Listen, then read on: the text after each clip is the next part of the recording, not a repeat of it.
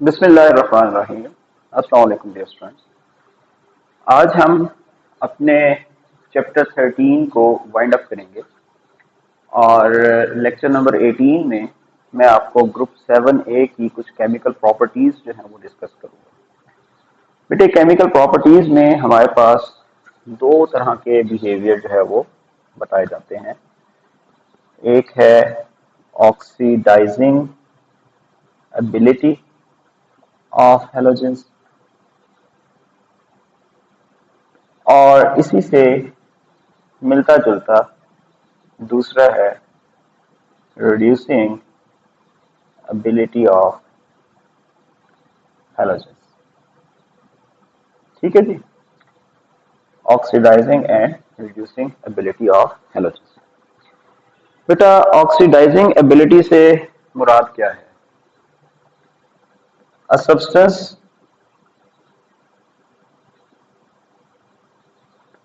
that has tendency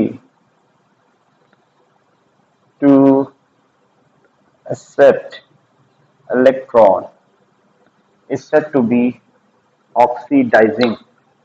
आपके पास अपनी nature में ऐसा सब्सटेंस जो है वो ऑक्सीडाइजिंग सब्सटेंस कहलाता है। ठीक है, और हमारे पास जितने हैलोजेंस हैं ये हाईली इलेक्ट्रोनेगेटिव एटम्स हैं।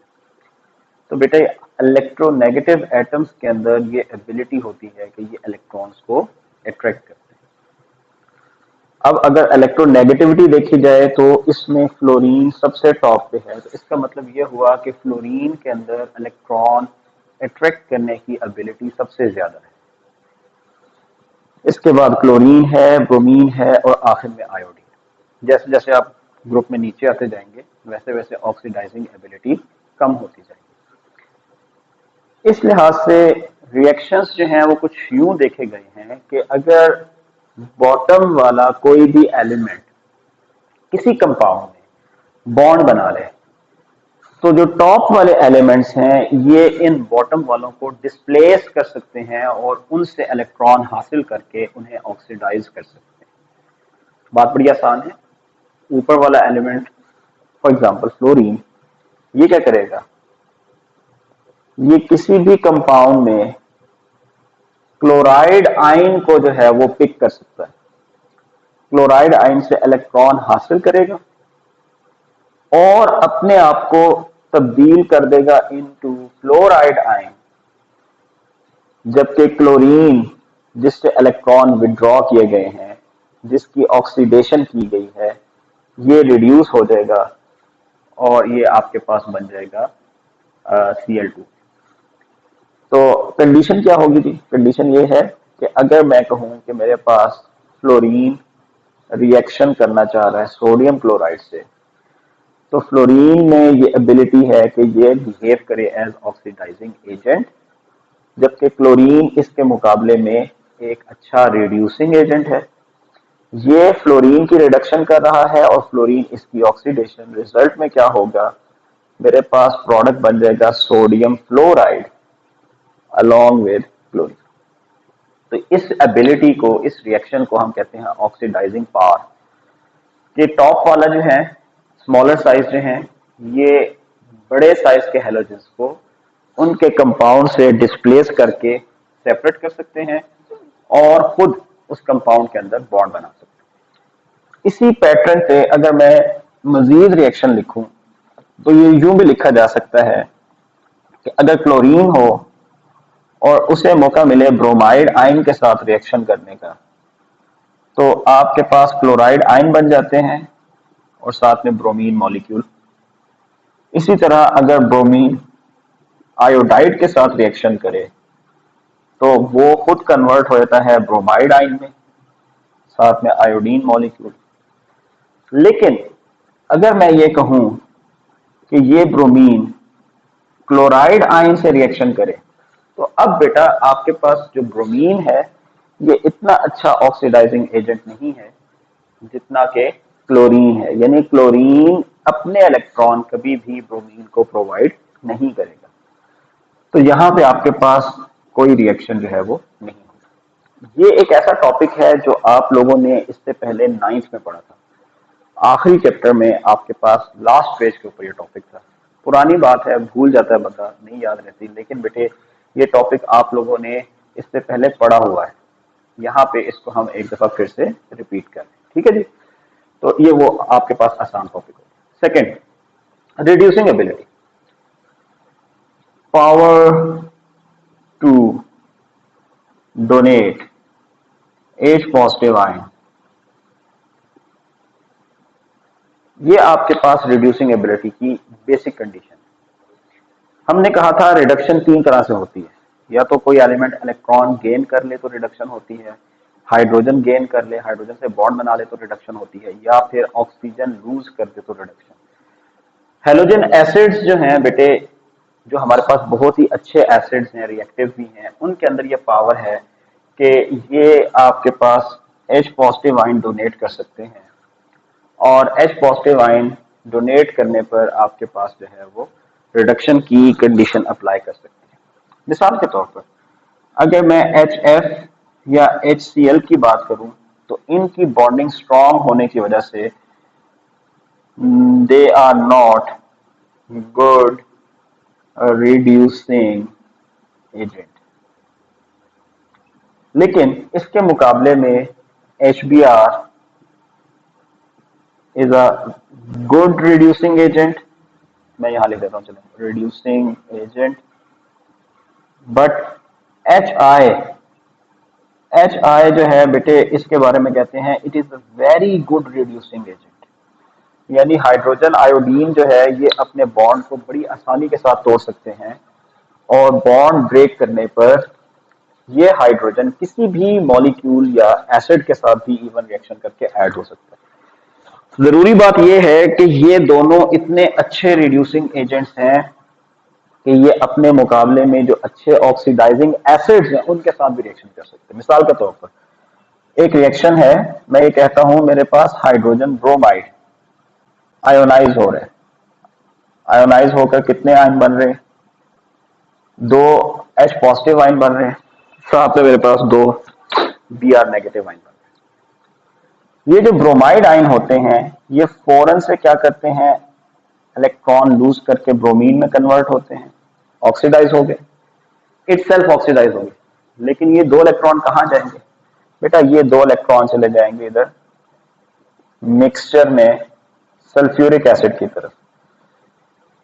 ये इलेक्ट्रॉन इतना तेजी से प्रोड्यूस होते हैं कि सल्फ्यूरिक एसिड इन इलेक्ट्रॉन्स को गेन करने पर खुद रिड्यूस हो जाता है, और जब इसकी रिडक्शन होगी तो आपको सल्फर की ऑक्सीडेशन स्टेट जो है, मैं अभी समझा देता हूं कि कैसे होगा। दो हाइड्रोजन और एक ऑक्सीजन मिल जाए, ये आपके पास बन जाएगा वाटर। दो हाइड्रोजन और एक ऑक्सीजन मजीद मिल जाए तो ये फिर वाटर, और रिमेनिंग आपके पास जो बचेगा वो हो जाएगा सल्फर डाइऑक्साइड। तो दो वाटर मॉलिक्यूल और सल्फर डाइऑक्साइड बन गए। रिडक्शन कैसे हुई? यहाँ पे बेटा सल्फर की ऑक्सीडेशन स्टेट क्या है, चले हम कैलकुलेट करते हैं। हाइड्रोजन का चार्ज होता है +1 मल्टीप्लाई बाय 2, ऑक्सीजन का चार्ज होता है -2 मल्टीप्लाई बाय 4, -8 +2 -6, सल्फर का चार्ज होगा +6। ये हमने लास्ट ईयर फर्स्ट ईयर में सीखा था, +6।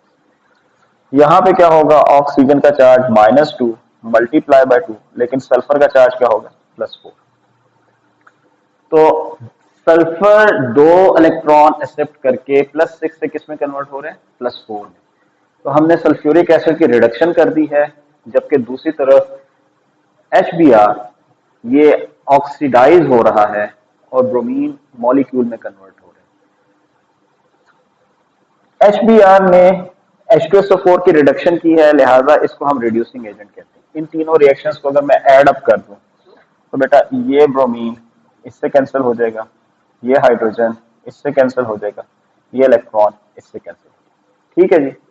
बाकी क्या बचा, रिएक्टेंट में बच जाएगा H2SO4, यहाँ पे आ जाएगा 2HBr, बाकी सब कैंसर। प्रोडक्ट में बच जाएगा बेटा bromine Br2, 2 water molecule along with sulphur dioxide.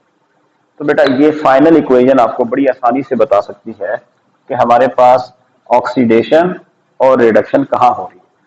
Sulphur +6 से +2 में रिड्यूस हो रहा है, जबकि ब्रोमीन -1 से 0 में ऑक्सीडाइज हो रहा है। ठीक है, तो HBr is a good reducing agent. चलें एक बार फिर से देखते हैं।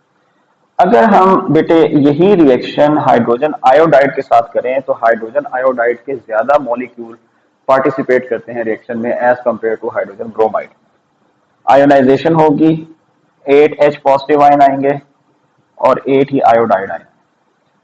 ये जो 8 आयोडाइड आयन है बेटा, ये फौरन से ऑक्सीडाइज होकर 4 आयोडीन मॉलिक्यूल बना देंगे और साथ में कितने इलेक्ट्रॉन निकलेंगे?